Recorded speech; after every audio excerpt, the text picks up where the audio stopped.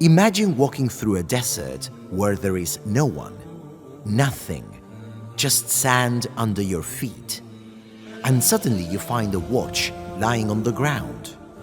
No doubt, you will wonder how it got there to begin with, in the middle of that empty and inhospitable place. But surely, and if your curiosity is sincere, you will also wonder where it comes from, who made it, or who designed it. This is because our nature leads us to ask ourselves the origin of all things, and even their why. If that's what we do with a simple object, wouldn't it be worth asking about ourselves? Where do we come from? What is our purpose in life? Why are we here? These are questions that humanity has been asking itself for thousands of years, and if it were not for the fact that throughout our history we received a guide, we would be wandering without a destination, lost, confused. We said that we received a guide, but from who? Who shows us how to live our lives and according to what principles?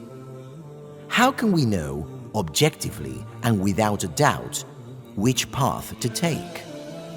What is good and bad? Are we guided by our instincts and assumptions? Every sane person knows that the principle of causality exists in our universe. Everything must come from something. Nothing can come from nothing. And if we observe the magnitude, magnificence, and nature of the universe that surrounds us, we can realize that it works perfectly, without flaws, as if it had a pre-established order. But also, and above all, it could not have originated from nothing. Where could that order come from? Who made the planets circulate in their orbits? Who made our body work harmoniously? Who made mountains serve as stakes that hold the crust of the earth in its place?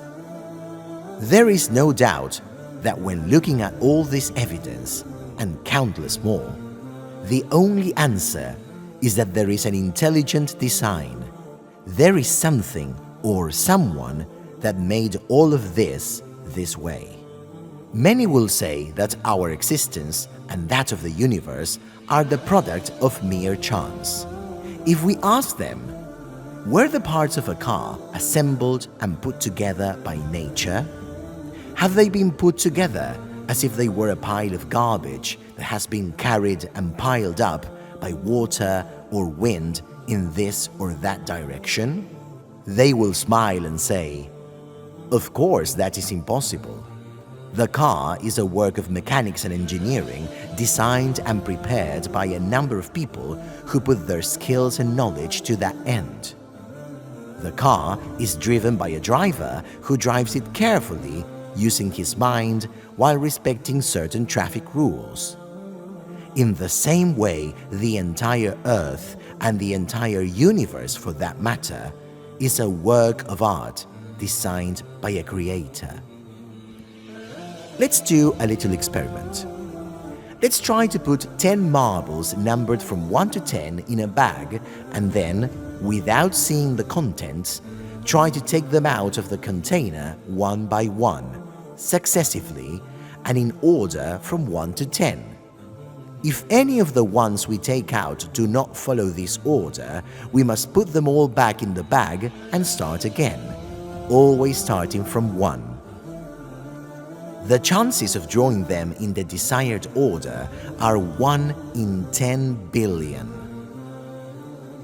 Therefore, if the chances of removing these 10 balls from the bag in order are similar, it is also impossible that countless alignments, orders, and balances had their origin by chance in the universe. If we pressed computer keys in a random order, without a specific pattern, could we compose a coherent sentence? And a paragraph? And what about an entire text? Many people believe that we are an accident of nature, that, by pure chance, gave rise to life. But would it be logical to think that if we know that we all share the same composition? How could the human body, for example, with all its complexity and balanced functioning, be the result of a random accident?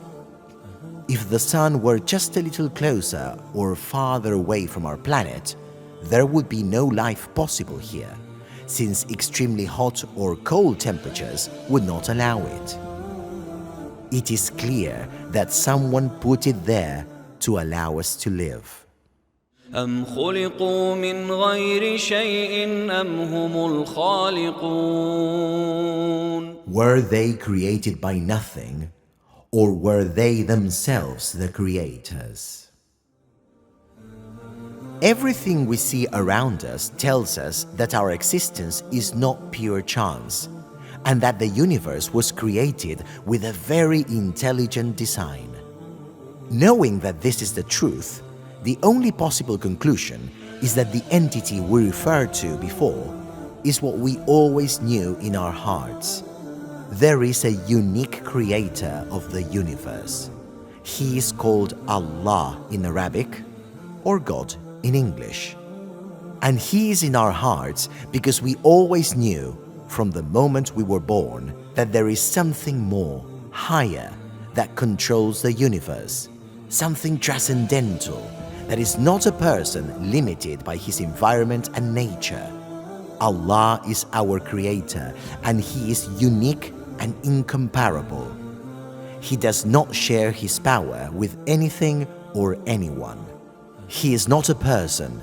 He has no children or partners, and only He has the right to be recognized as Creator and Lord of the universe and to be worshipped as such. Allah possesses the most sublime names and attributes, and nothing and no one is like Him. He describes Himself in the Holy Quran, saying, قل هو الله أحد الله الصمد لم يلد ولم يولد ولم يكن له كفوا أحد. Say, O Muhammad, He is Allah, the One, the self-sufficient Master, whom all creatures need, and He needs no one. He begets not, nor was He begotten, and there is none like unto Him. It is our mission to share the message of Allah and His messengers, and at the same time learn about Islam, which is submission to God as a way of life. Like this video and subscribe to see all our content. Thank you very much for watching. We'll see you all in the next video, and Allah knows best.